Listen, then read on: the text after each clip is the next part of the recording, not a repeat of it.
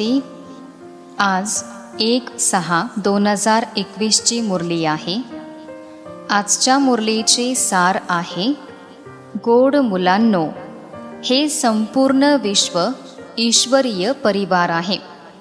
म्हणून गायन करतात, तुम्ही मात पिता, आम्ही तुमचे बालक. तुम्ही आता प्रत्यक्षात ईश्वरीय परिवाराचे बनले आहात.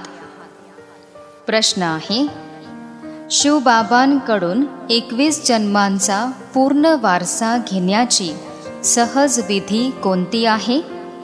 उत्तर, संगम युगात शिवबाबांना आपला वारस बनवा. तन मन धनाने अर्पण व्हा, तर 21 जन्मांसाठी पूर्ण वारसा प्राप्त होईल. बाबा म्हणतात, जी मुलं संगम युगात आपले जुने सर्व काही जमा करतात, त्यांना मी त्याची परतफेड म्हणून 21 जन्मांपर्यंत देत राहतो. गीत आहे, नयनहीन को राह दिखाओ प्रभू, म्हणजे हे प्रभू, नेत्रहीन असणाऱ्यांना रस्ता दाखवा. ओम शांती. मुलांनी गीत ऐकले. हे भक्त भगवंताला बोलावतात. भगवंताला पूर्ण न जाणल्याने मनुष्य खूप दुःखी आहेत. भक्ती मार्गामध्ये खूप डोके टेकवत राहतात. फक्त ह्या जीवनाची गोष्ट नाही, जेव्हापासून भक्ती सुरू झाली तेव्हापासून धक्के खात राहतात. भारतामध्येच देवी देवतांचे राज्य होते, ज्याला स्वर्ग सत्यखंड म्हटले जाते. भारत सत्यखंड होता. भारताची महिमा खूप जबरदस्त आहे, कारण भारत परमपिता परमात्म्याचे जन्मस्थान आहे. त्यांचे वास्तविक नाव शिव आहे. शिवजयंती साजरी करतात. रुद्र किंवा सोमनाथ जयंती असे म्हणत नाहीत. शिवजयंती किंवा शिवरात्री म्हणतात. स्वर्गाची स्थापना करणारे एकच स्वर्गीय ईश्वरीय पिता आहेत. आता सर्व भक्तांचा भगवंत जरूर एकच असायला हवा.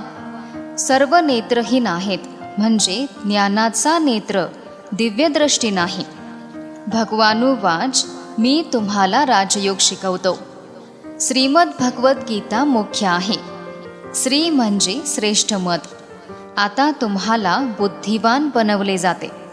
दिव्य चक्षु म्हणजे ज्ञानाचा तिसरा नेत्र देतात. खरे पाहता ज्ञानाचा तिसरा नेत्र तुम्हा ब्राह्मणांनाच मिळतो, ज्याद्वारे तुम्ही बाबांना आणि बाबांच्या रचनेच्या आदी मध्य अंताला जाणता. ह्यावेळी सर्वांमध्ये देह अहंकार किंवा 5 विकार आहेत, म्हणून अज्ञान अंधारात आहेत. तुम्हा मुलांजवळ ज्ञानप्रकाश आहे. तुमच्या आत्म्याने विश्वाच्या इतिहास भूगोलाला जाणले आहे. आधी तुम्ही पण अज्ञान अंधारात होते. ज्ञान अंजन सद्गुरूने दिले तर अज्ञानाचा अंधार विनाश होतो. जे पूज्य होते तेच पुजारी बनले आहेत. पूज्य आहेत तर ज्ञान प्रकाशात आहेत. पुजारी आहेत तर अज्ञान अंधारात आहेत. परमात्म्याला स्वतःच पूज्य, स्वतःच पुजारी असे म्हणू शकत नाही. ते तर परमपूज्य आहेत. सर्वांना पूज्य बनवणारे आहेत. त्यांना परमपूज्य म्हटले जाते. परमपिता, परम आत्मा म्हणजेच परमात्मा. कृष्णाला असे म्हणणार नाही. त्याला सर्वजण ईश्वर पिता म्हणणार नाहीत. निराकार ईश्वराला सर्वजण ईश्वरीय पिता म्हणतात. ते पण आत्माच आहेत, परंतु परम आहेत, म्हणून त्यांना परमात्मा म्हटले जाते. ते परमात्मा नेहमीच परमधाममध्ये राहणारे आहेत. इंग्रजीमध्ये त्यांना सुप्रीम सोल म्हणजे सर्वोच्च आत्मा म्हटले जाते. तुम्हीच गायन करत आले, आत्मा परमात्मा बराच काळ वेगळे राहिले. असे नाही की परमात्माच परमात्म्यापासून बराच काळ वेगळे राहिले, असे तर म्हणणार नाही. आत्माच परमात्मा, परमात्माच आत्मा असे म्हणणे हे पहिल्या क्रमांकाचे अज्ञान आहे. आत्मा तर जन्ममृत्यूमध्ये येते. परमात्मा पुनर्जन्मात येत नाहीत. बाबा सन्मुख समजावतात, तुम्ही भारतवासीच स्वर्गवासी पूज्य होते. मानवतेचे पूज्य देवी देवता होते. हा संपूर्ण ईश्वरीय परिवार आहे. ईश्वर रचयिता आहेत असे गायन पण केले जाते. तुम्हीच मात पिता, आम्ही तुमचे बालक. तर हा परिवार झाला ना. मग हे सांगा की तुम्ही मात पिता असे कोणाला म्हणता? हे कोण म्हणते? आत्माच म्हणते तुम्हीच मात पिता. तुमच्या कृपेने स्वर्गीय सुख मिळतात. आम्हाला स्वर्गामध्ये खूप सुख मिळाले होते. तुम्ही मातपिता येऊन स्वर्गाची स्थापना करता, तर आम्ही तुमची मुलं बनतो. बाबा म्हणतात, मी संगम युगात येऊन नव्या दुनियेसाठी राजयोग शिकवतो. मनुष्यांची बुद्धी भ्रष्ट झाली आहे. स्वर्गाला सुद्धा नरक समजतात. असे म्हणतात की स्वर्गामध्ये पण कंस, जरासंध, हिरण्यकश्यप इत्यादी होते. बाबा समजावतात की तुम्ही काय विसरले आहात. माझी तर शिवजयंती पण तुम्ही भारतातच साजरी करता. गायन पण केले जाते शिवरात्री. कोणती रात्री? ही ब्रह्माची रात्री आहे. बाबा संगमयुगात येऊन रात्रीपासून दिवस म्हणजे नरकापासून स्वर्ग बनवतात. शिवरात्रीचा अर्थ पण कोणालाच माहीत नाही. ईश्वर निराकार आहेत. मनुष्याचे तर जन्मोजन्मी देहाचे नाव बदलत राहते. परमात्मा म्हणतात, माझे काही देहाचे नाव नाही. माझे नाव शिवच आहे. मी फक्त वृद्ध वानप्रस्थ देहाचा आधार घेतो. हा पूज्य होता म्हणजे ब्रह्मा पूज्य होते, आता पुजारी बनले आहेत. शिवबाबा येऊन स्वर्गाची स्थापना करतात. आपण त्यांची मुलं आहोत, तर जरूर आपण स्वर्गाचे मालक असायला हवे ना. शिवबाबा सर्वोच्च आहेत. ब्रह्मा, विष्णू, शंकर यांचा आपापला अभिनय आहे. प्रत्येक आत्म्यामध्ये स्वतःचा सुखदुःखाचा अभिनय नोंदलेला आहे. तुम्ही जाणता, आपण शिवबाबांचे वारस बनलो होतो. शिवबाबांनी स्वर्गनिवासी बनवले होते. तेव्हाच तर सर्वजण आठवण करतात, हे ईश्वर दया करा. साधू पण साधना करतात, कारण इथे दुःख आहे, तर निर्वाण धाममध्ये जाऊ इच्छितात. आत्मा परमात्म्यामध्ये लीन होते, किंवा आपण आत्माच परमात्मा आहोत असे समजणे चुकीचे आहे. आता तुम्ही म्हणता की आम्ही आत्मे परमधाममध्ये राहणारे आहोत, मग देवकुळामध्ये येणार, परत 84 जन्म घेणार. आपण आत्मे वर्णांमध्ये येतो. शिवबाबा जन्ममृत्यूमध्ये येत नाहीत. फक्त नारायणाचे राज्य घराणे असते. जसे ख्रिश्चनच्या घराण्यामध्ये एडवर्ड दी फर्स्ट, सेकंड म्हणजे पहिले, दुसरे, तिसरे असे चालत राहते. तसेच इथे पण पहिले लक्ष्मीनारायण, दुसरे लक्ष्मीनारायण, मग तिसरे असे 8 राज्य घराणे चालतात. आता तुम्हा ब्राह्मणांना तिसरा नेत्र मिळाला आहे. बाबा सन्मुख आत्म्यांसोबत गोष्टी करतात की तुम्ही असे 84चे चक्र लावून एवढे जन्म घेत आले. वर्णांचे पण एक चित्र बनवतात, ज्यामध्ये देवता, क्षत्रिय, वैश्य, शूद्र आणि ब्राह्मण दाखवतात. आता तुम्ही जाणता, आपण ब्राह्मणच उच्च आहोत. यावेळी आपण प्रत्यक्षात ईश्वरीय संतान आहोत. ह्या सहज राजयोगाने आणि ज्ञानाने आपल्याला भरपूर सुखाची प्राप्ती होते. काही जण तर सूर्यवंशी राजधानीचा वारसा घेतात आणि काही जण चंद्रवंशीचा घेतात. संपूर्ण राजधानीची स्थापना होत आहे. प्रत्येकाला आपल्या पुरुषार्थाद्वारे पद प्राप्त होते. जर कोणी विचारले की आता शिकत असताना आपला देह सुटला तर कोणते पद मिळेल, तर बाबा सांगू शकतात, योगाद्वारे आयुष्य वाढते, विकर्म विनाश होतात. पावन बनण्याचा बाकी दुसरा कोणता उपाय नाही. पतित पावन असे म्हटल्याने भगवंताची आठवण येते, परंतु भगवंत कोण आहेत हे जाणत नाहीत. बाबा म्हणतात, मी भारतामध्ये येतो. हे माझे जन्मस्थान आहे, म्हणजे अवतरण स्थान आहे. सोमनाथ मंदिर खूप आलिशान बनवले आहे, हे बाबाच सन्मुख मुलांना समजावतात. भक्ती मार्गामध्ये मंदिरं बनवणे इत्यादी सुरू करतात. जेव्हा पुजारी बनतात तर पहिले सोमनाथाचे मंदिर बनवतात. भारत सतयुग त्रेतामध्ये भरपूर सावकार होता. मंदिरांमध्ये खूप धन होते. भारत हिरेतुल्य होता. आता तर भारत कवडीतुल्य आहे. मग बाबाच येऊन भारताला हिरेतुल्य बनवतात. कोणालाही विचारा रचयिता कोण आहेत, तर म्हणतील परमात्मा आहेत. मग ते कुठे आहेत, तर म्हणतात सर्वव्यापी आहेत. बाबा म्हणतात हे संपूर्ण झाड म्हणजे मनुष्य सृष्टीरूपी झाड जडजडीभूत अवस्थेला प्राप्त झाले आहे.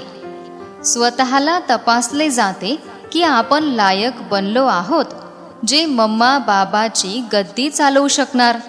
ही पती दुनिया आहे. पवित्रता मुख्य आहे. आता तर आरोग्य पण नाही, संपत्ती पण नाही आणि आनंदसुद्धा नाही. हे मृगतृष्णासारखे राज्य आहे. ह्यावर सुद्धा दुर्योधनाची गोष्ट ग्रंथामध्ये लिहिली आहे. दुर्योधन विकारीला म्हटले जाते. द्रौपदी म्हणते की आमची रक्षा करा. सर्व द्रौपदी आहेत ना. ह्या मुली स्वर्गाचे द्वार आहेत. बाबा खूप चांगल्या प्रकारे समजावतात. ज्यांचा बुद्धियोग पूर्णपणे लागलेला आहे त्यांना धारणा पण होते. हे ज्ञान ब्रह्मचर्यामध्ये शिकवले जाते. बाबा म्हणतात ग्रहस्थ व्यवहारात राहून कमळ फुलासारखे राहायचे आहे.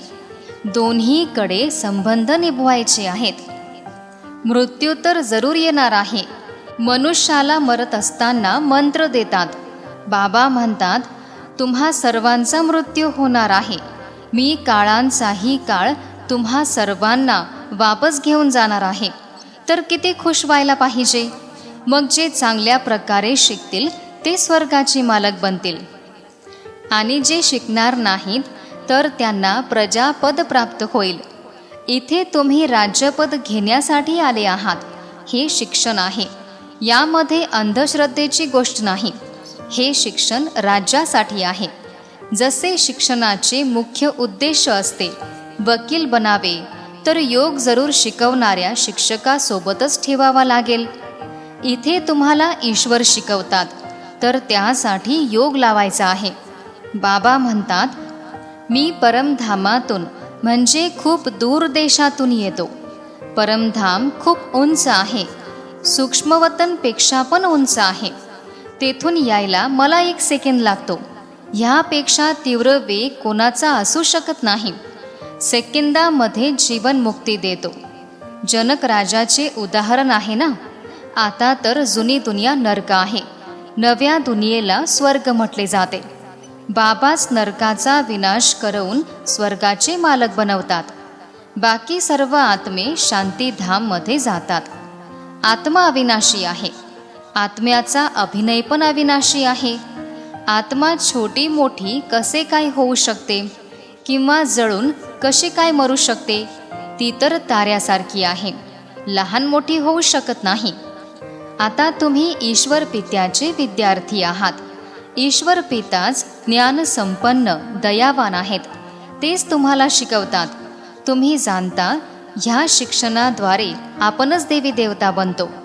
तुम्ही भारताची सेवा करता. पहिले तर बाबाची बनायची आहे आणि दुसऱ्या ठिकाणी गुरूंजवळ जातात. त्यांचे बनतात किंवा त्यांना आपले गुरु बनवतात. इथे तर शिवबाबा आहेत, तर पहिले मुलांना बाबांचे बनावे लागेल. बाबा मुलांना आपली संपत्ती देतात. बाबा म्हणतात मुलांनो, तुम्ही सर्व काही ईश्वर अर्थ जमा करा. तुमचे अवगुण द्या, तर माझे सर्व काही तुमचेच आहे.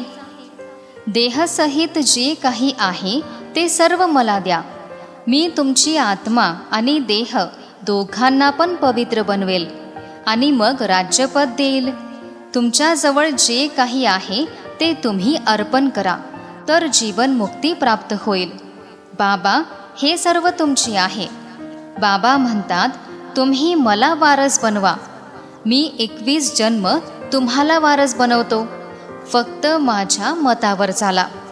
खुशाल धंदा इत्यादी करा, विदेशात जा, काही पण करा, फक्त माझ्या श्रीमतावर चाला. खबरदार रहा म्हणजे सावध रहा, कारण माया सारखी त्रास देईल. तरीसुद्धा कोणतेही विकर्म करायचे नाही. श्रीमताप्रमाणे चालले तरच श्रेष्ठ बनणार. अच्छा, गोड गोड फार फार वर्षांनी भेटलेल्या मुलांप्रती मातपिता बाप दादांची प्रेमपूर्ण आठवण आणि सुप्रभात. आत्मिक पित्याचा आत्मिक मुलांना नमस्ते.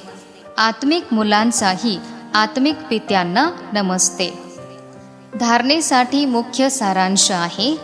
पहिला सारांश, आत्मा आणि देह दोघांना पावन बनवण्यासाठी जे काही आहे ते बाबांच्या यज्ञामध्ये जमा करून त्यांच्या श्रीमतावर चालायचे आहे. दुसरा सारांश, मातपित्याच्या हृदयासीन बनण्यासाठी स्वतःला लायक बनवायचे आहे. लायक बनण्यासाठी मुख्य पवित्रतेची धारणा आवश्यक आहे. आजचे वरदान आहे, निमित्त बनलेल्या आत्म्याद्वारे कर्मयोगी बनण्याचे वरदान प्राप्त करणारे मास्टर वरदाता भव. विस्तार आहे, कोणतीही गोष्ट साकारमध्ये पाहिली जाते तर ती लवकर ग्रहण होऊ शकते. म्हणून निमित्त बनलेले जे श्रेष्ठ आत्मे आहेत त्यांची सेवा, त्याग, स्नेह, सर्वांचे सहयोगी बनणे हे प्रत्यक्षात कर्म पाहून जी प्रेरणा मिळते तेच वरदान बनते. जेव्हा निमित्त बनलेल्या आत्म्यांना कर्म करताना गुणांच्या धारणेला पाहता तर सहज कर्मयोगी बनण्याचे जसे काय वरदानच प्राप्त होते. तर असे वरदान प्राप्त करत राहा, मग स्वतः पण मास्टर वरदाता बनणार. आजचे बोधवाक्य आहे, नावाच्या आधारावर सेवा करणे म्हणजे उच्च पद मिळवण्यामध्ये नाव पाठीमागे करणे आहे. ह्यानंतर मातेश्वरीजींचे अनमोल महावाक्य आहेत, खरे पातशाहा परमात्मासोबत खरे बनून राहा. ह्यावेळी स्वतःला शिव परमात्म्याद्वारे हा आदेश मिळाला आहे, निरंतर माझ्या आठवणीत राहा. योगाचा अर्थ आहे ईश्वराच्या आठवणीत राहणे. योगाचा अर्थ कोणते ध्यान नाही. आपला हा सहज योग चालता फिरता कर्म करताना त्यांच्या आठवणीत राहायची आहे. ह्यालाच अतूट अखंड योग म्हटले जाते. परंतु यामध्ये सतत आठवणीत राहण्याच्या अभ्यासाची आवश्यकता आहे. जर त्यांच्या आदेशावर चालले नाही, काही अवज्ञा केली तर जरूर त्याचा दंड भोगावा लागेल. त्यांचा आदेश आहे, जसे कर्म मी करणार मला पाहून तुम्ही माझे अनुसरण करत राहा, नाही तर मायेचा आघात होईल. खरे पातशहासोबत खरे होऊन राहा. जर मायेचे कोणते विघ्न त्रास देत असतील तर ते पण बाबांना सांगा. मग त्यांच्या मदतीने माया दूर होईल, रस्ता स्पष्ट होईल. मग जिथे बाबा बसवतील, जसे चालवतील, जे खाऊ घालतील, रस्ता तर स्पष्ट होत जाईल. अशा प्रकारे श्रीमतावर चालण्यासाठी खूप हिंमत पाहिजे. असे महान भाग्यशाली अगदी थोडेच निघतात जे विजय माळेमध्ये येणार. बाकी भाग्यशाली आहेत जे थोडेफार घेऊन प्रजा बनतील. तर थोड्यातच खुश व्हायचे नाही. आपली इच्छा तर संपूर्ण बनण्याची आहे. साहस ठेवा तर पुढे जाऊ शकणार. माया विघ्न आणणार, परंतु त्यावर विजय मिळवायचा आहे. यामध्ये जर काही चुकीचे केले तर निश्चयाची कमी आहे. काही आपल्या धारणेमध्ये कमी आहे, हा तर आपलाच दोष आहे ना. यामध्ये लोकलाज, कुळ मर्यादा तोडावी लागते. जेव्हा ही मर्यादा तोडणार तेव्हाच खऱ्या पारलौकिक दैवी मर्यादाचे पालन करू शकणार. ही विकारी दुनिया तर आता जाणार आहे, म्हणजे नष्ट होणार आहे. मीराने सुद्धा लोकलाजची पर्वा केली नाही, तेव्हाच तर गिरधरला प्राप्त केले. जर ती लोकलाज ठेवली म्हणजे दुनियेच्या लोकांचा विचार करत राहिले तर दैवी लोकांचे प्रिय बनू शकणार नाही. आता कल्याणासाठी ईश्वरीय मत दिले जाते. आता आपल्या बुद्धीने निर्णय करायचा आहे की काय करायचे आहे आणि काय योग्य आहे. ओम शांती.